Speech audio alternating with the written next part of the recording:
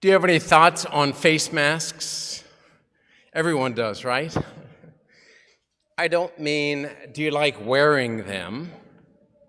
I've not yet run into someone who does. I also don't mean, do they reduce droplet dispersion more than not wearing them? For it seems self-evident that if you put something in front of your face, be it a mask or a hand, there will be some degree of reduction. You can argue how much, but that's not what I'm interested in. What I'm interested in is the intrusion on your rights. Can the state or the county, the governor or the president legitimately require that of you? This is what I mean, and this is what I found fascinating at an anthropological, philosophical, and cultural level.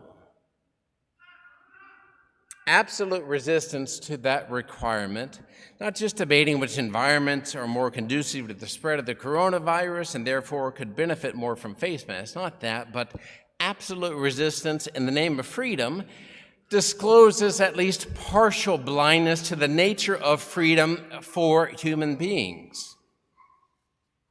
For human beings don't exist in isolation, but in community. A family, a town, a country. Human freedom is a shared freedom. Individual rights are not absolute. Just ask any child with a sibling. Can your brother or sister do whatever she wants with your things? Of course not. Ask a parent if their adult child has the right to hurt himself. And I suspect most would say no, for the effects of their choice extend beyond themselves. Never mind the implications of inflicting violence upon your own nature made in God's image and likeness. So the argument goes, wearing a mask may restrict your freedom and limit your individual rights. But this is legitimate because you're part of a larger community and human freedom is shared. What's being asked is not contrary to our shared humanity. You benefit from the community, from the country. You have a responsibility to it.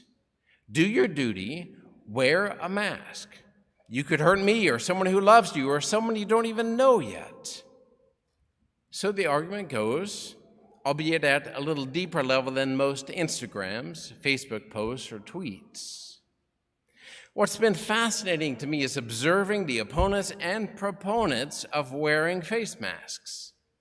Likely you've seen polls measuring support and quotes from higher profile people speaking or tweeting with more moralistic certitude than a preacher on Sundays.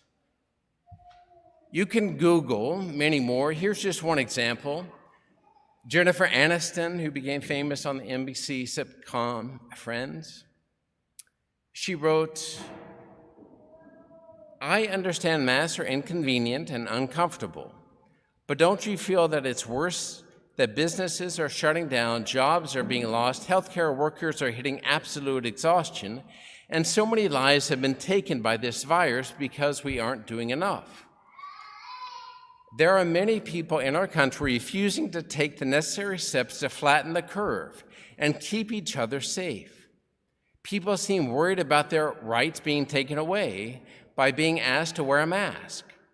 This simple and effective recommendation is being politicized at the expense of people's lives, and it really shouldn't be a debate.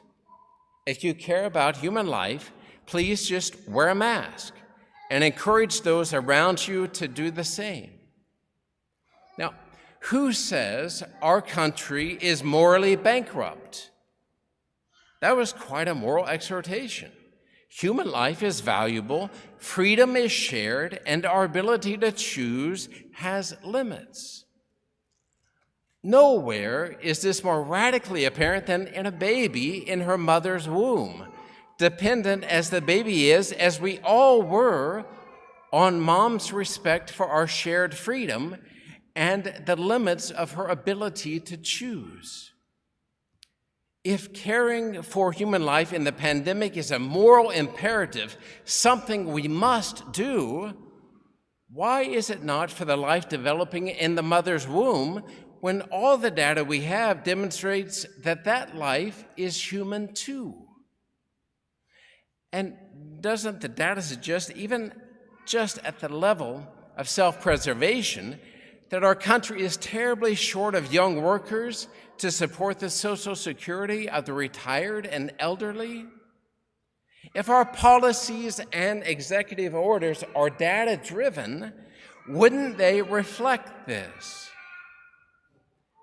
Wouldn't they reflect the benefits of intact families of one man and one woman, especially as we rightly seek to rectify the injustices perpetrated on minority communities? And if politicians and administrators are sincere in their desire to treat every person with dignity and to root out racism and address its past, why hasn't there been any protest of Planned Parenthood and apologies from Margaret Sanger, its founder, who wrote, quote, "We do not want word to go out that we want to exterminate the Negro population," close quote. If the U.S. is systemically racist because of its founders' practices, then why isn't Planned Parenthood?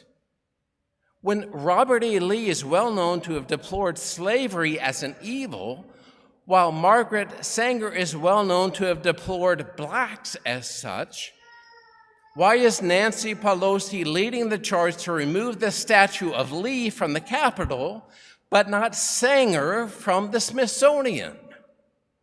Why isn't she and Hillary Clinton and all who have received the Margaret Sanger Award not renouncing it, but letting it stand as an honor, as she said in 2014? Is this all hypocrisy, or is it profound self-deception? I quite frankly can't see what the alternative would be.